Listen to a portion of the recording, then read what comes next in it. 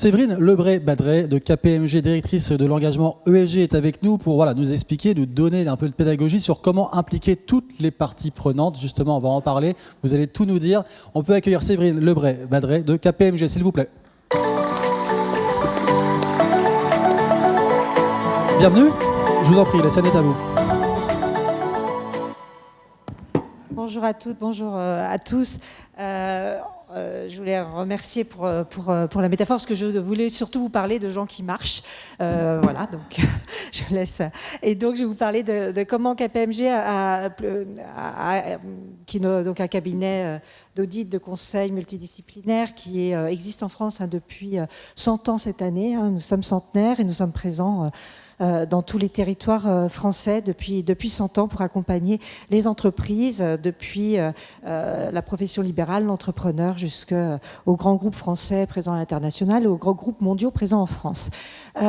Sur cette question des parties prenantes, vous la connaissez aussi très bien, donc je vais juste échanger peut-être 2-3 réflexions avec vous, et en m'appuyant sur la démarche qu'a choisi de faire KPMG, qui a été de lancer en 2021 une démarche pour se transformer en entreprise à mission. Évidemment, c'est une démarche que le cabinet a lancée avec ses parties prenantes. Moi, j'ai rejoint le cabinet à l'issue du vote des associés qui, en mai 2022, ont voté à 94% l'adoption du statut d'entreprise à mission pour leur cabinet.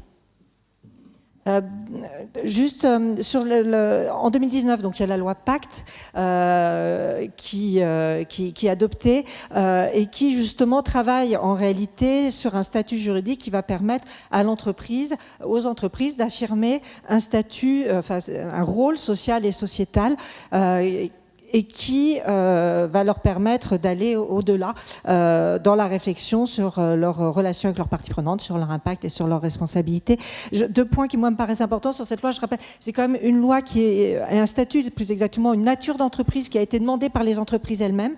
La loi est l'aboutissement aussi d'un travail qui a été dans lequel des entreprises et un certain nombre d'acteurs du monde de l'entreprise ont été extrêmement présents et extrêmement actifs, avec le monde universitaire et de la recherche, avec des acteurs de la société civile. Mais ça me semble important de se redire ça, c'est que c'est vraiment les entreprises qui sont acteurs de cette transformation vers la responsabilité, vers l'impact, et que ce sont elles qui sont en demande de recherche de ces modèles. On vient d'en avoir un exemple remarquable, mais il y a vraiment une tendance de fond là-dessus. Et puis, une autre réflexion que je me disais en venant ici sur ce sujet des parties prenantes, la loi Pacte, c'est une façon de donner une définition assez large des parties prenantes, et je reviendrai là-dessus. Je pense que notre définition des parties prenantes a évolué. Alors évidemment, nos parties prenantes, elles sont interdépendantes, elles sont peureuses, etc. Vous savez tout ça.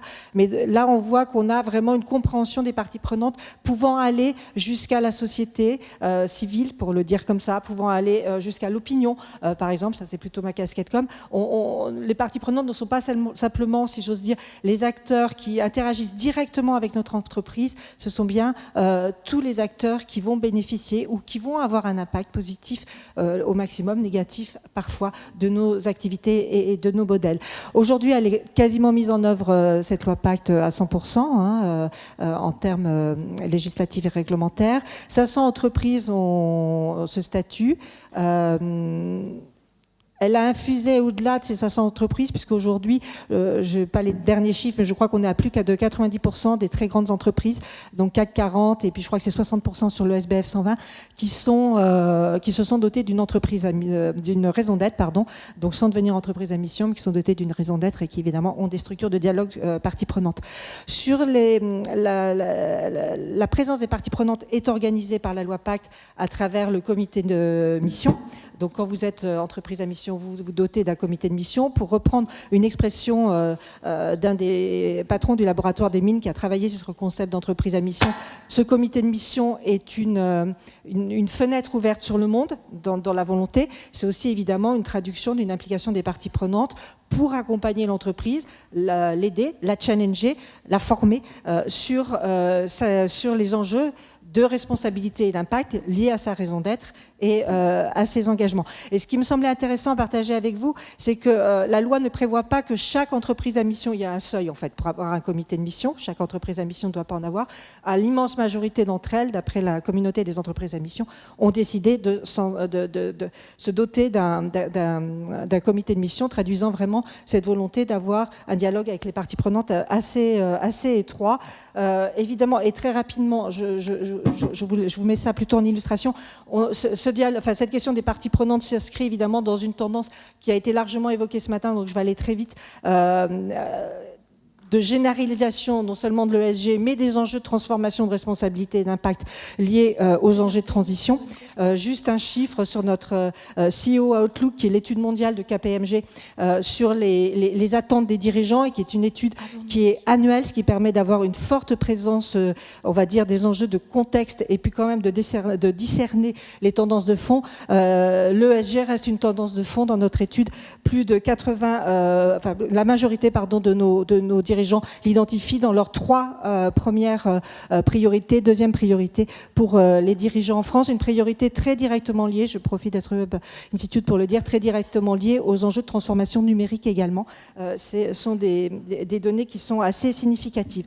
Donc la question des parties prenantes, elle s'est déplacée de la périphérie au cœur de nos systèmes. Alors il y a peut-être beaucoup d'explications à ça. Je pense que vous avez évoqué les aspects écosystémiques des transitions en cours. Je crois que travailler avec les parties prenantes, c'est une façon pour l'entreprise d'aller dans cette démarche écosystémique. Vous avez parlé aussi, vous continuerez à en parler, nous continuerons à en parler de réinvention des modèles. Donc la réinvention des modèles avec les parties prenantes, ça fait partie également des éléments qui sont importants pour les entreprises, au-delà de leur propre R&D, aller comprendre les impacts sur leurs parties prenantes, détecter les signaux plus ou moins faibles, et puis mesurer évidemment, puisqu'on sait tous que le Scope 3 va vers cette mesure systémique.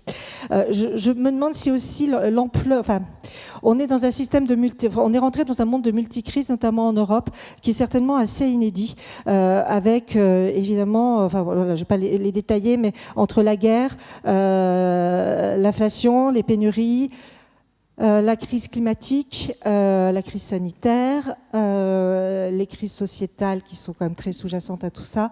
On est vraiment dans un moment historique très particulier. Je pense que ce moment-là, pour les entreprises, fait que les entreprises ont besoin de se conforter dans leurs alliances, de se conforter dans leur compréhension de ce qui se passe, et peut-être ont besoin, pour gérer ces risques et ces incertitudes, de travailler beaucoup plus avec leurs parties prenantes, qui peuvent être comme je le disais, un capital, des amortisseurs, des conseils qui sont devenus indissociables de nos gouvernances. Pour tenir 2 minutes, donc KPMG, je vous ai dit, on a 100 ans. On travaille en profondeur auprès des entreprises sur toutes leurs problématiques d'audit, de conseil, juridique, d'expertise comptable. Et on fait de la transformation des modèles économiques de nos clients le cœur de nos missions et le cœur de ce qu'on peut apporter à nos clients. Et il était devenu, pour nous, nécessaire de nous transformer nous-mêmes pour continuer à transformer. Donc, cette idée qu'il faut que l'entreprise elle-même rentre dans cette démarche-là pour pouvoir, quand elle est une entreprise de conseil, d'audit et d'expertise, accompagner en profondeur ses clients, a été un moteur très profond de la transformation de KPMG. L'autre moteur, le déclencheur, c'est certainement le Covid.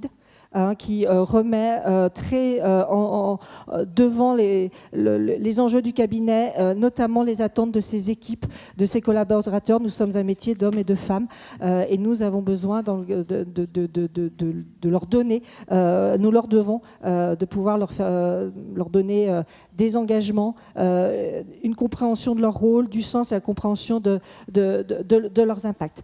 Pour pouvoir s'engager dans le chemin d'entreprise à mission, KPMG a mis en place donc une démarche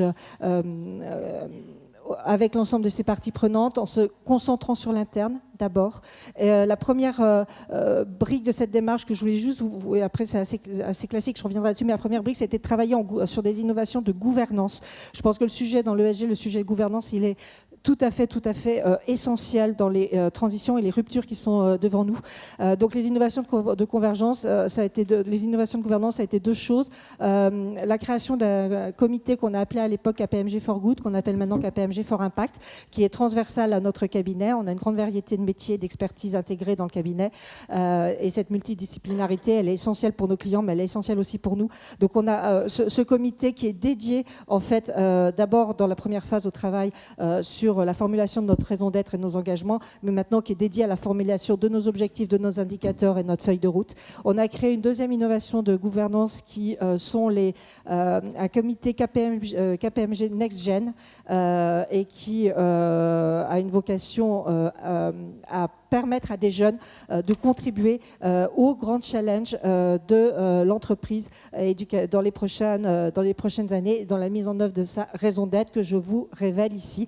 Donc aujourd'hui, KPMG, avec ce travail de fond avec ses parties prenantes, avec ce travail de nouvelle gouvernance interne dédiée à notre raison d'être, a vraiment cette vocation d'aller plus loin dans notre propre transformation pour aller plus loin dans la transformation des entreprises que nous accompagnons aujourd'hui. Merci beaucoup de votre écoute. J'ai un peu accéléré pour tenir.